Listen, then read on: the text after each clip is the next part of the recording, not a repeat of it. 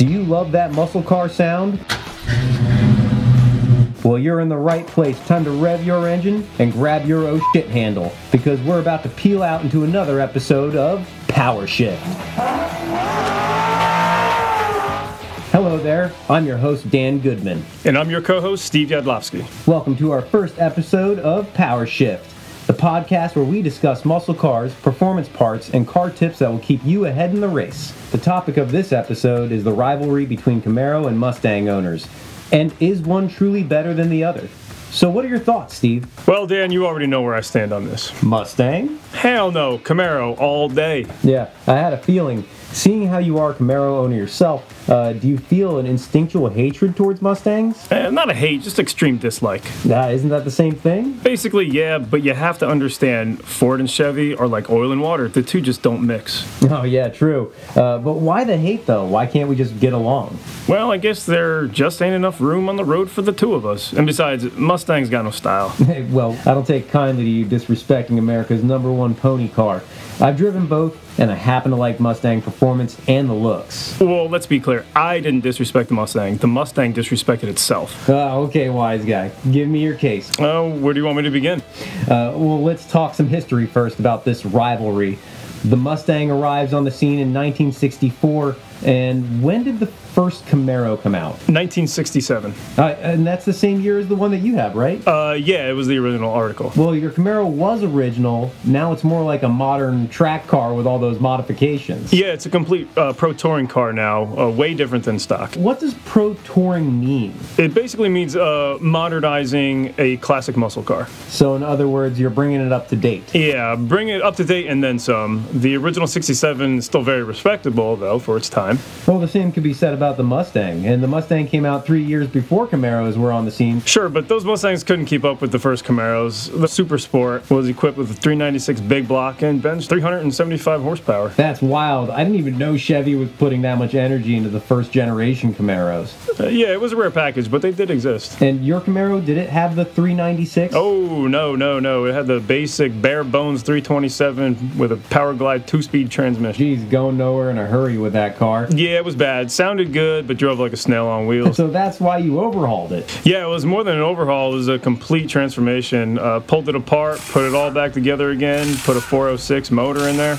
Now that's impressive. But I want to take it back to the originals. Sure. So on the high end, you said the original Camaros had 375 horsepower. And I think for the original Mustang GTs, the highest horsepower package that you could have gotten was 271 horsepower.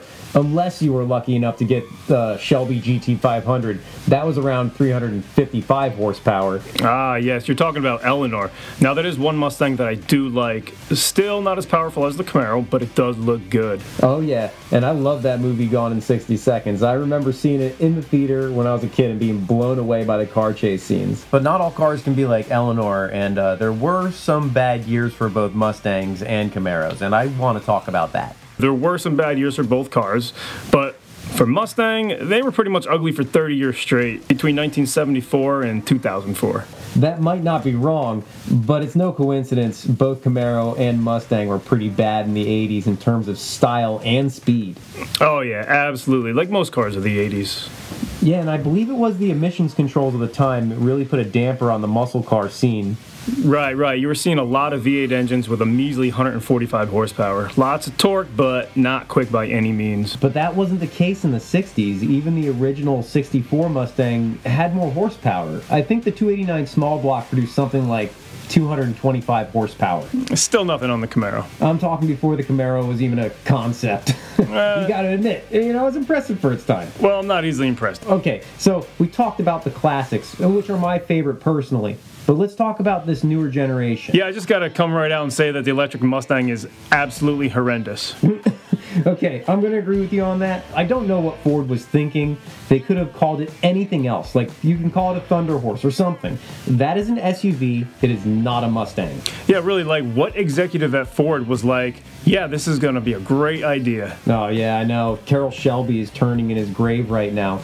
But look at how far these cars have come from their origins to now. Fast forward from 64 to 2022, and the Mustang GT is now 450 horsepower.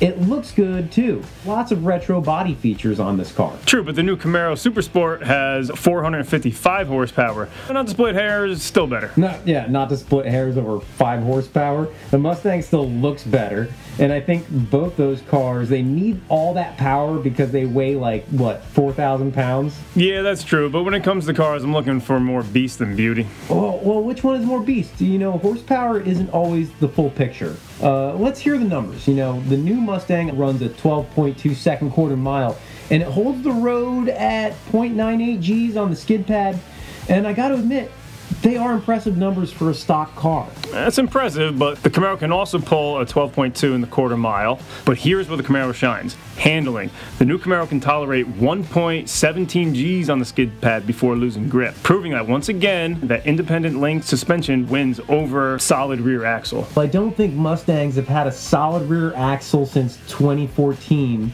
But just to clarify for our audience, what is the real difference between independent link and solid rear suspension? So a solid rear axle means if one tire goes up, then the other tire is going to move in the opposite direction. Though this is great for four-wheel drive when you're rock crawling, it does create body lean at high-speed turns. Independent link, on the other hand, means each tire has individual suspension, offering more stability. So, well, at 1.17 Gs on the skid pad, the proof is evident, and that's seriously impressive for American cars. By the numbers, the new Camaro can hold the road better than my BMW 3 Series, and that's got all-wheel drive. Well, I believe a lot of the issue was weight distribution when it comes to the engine design also. The Chevy LT and LS engines still use the old push rod with a single camshaft, keeping the weight light and low to the ground.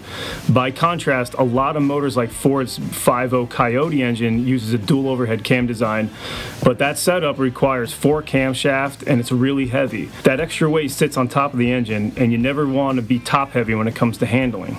True. I didn't even consider the difference in weight distribution until you mentioned it, but that makes sense. And it's probably another reason why you see so many more LS engine swaps in cars than any other motor. Oh yeah, I do admit, you see that pretty often. I've seen a few Mustangs with LS swaps, but I can't say I've seen a Camaro with a Mustang motor. You know what else you see a lot more often? What's that? So many more videos on YouTube of Mustangs crashing. Yeah, can't argue that. I think I've seen entire compilations of Mustang crashes, but just to be fair, they're all usually 90s Mustangs. Yeah, I don't think either one of us would mind seeing less 90s Mustangs on the road. Yeah, in the same hand, I'd like to see less 80s Camaros, but every time I visit family in New Jersey, I can't avoid them.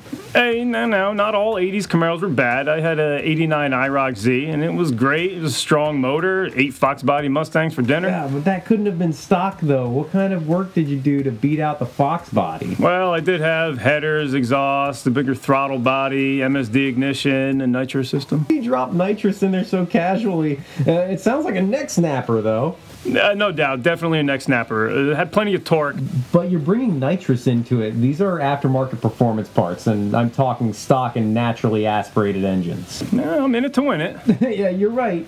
But I think in that case, then it all comes down to personal preference, right? Because any car can be made fast, and I believe, you know, Camaro people like yourself, well, you need Mustang people. Why is that?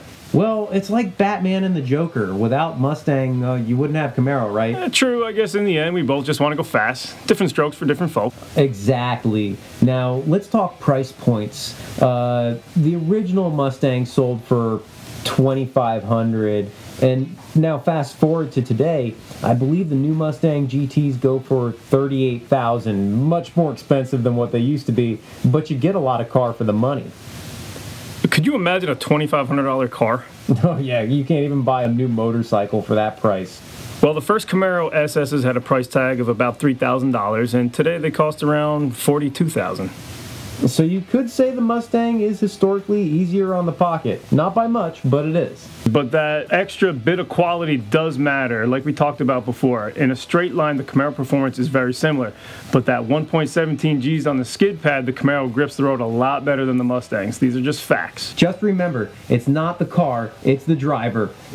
So, well, that's all the time we have for this episode of PowerShift. Thanks for tuning in and tuning up. Until next time, keep your eyes on the road and your hands upon the wheel.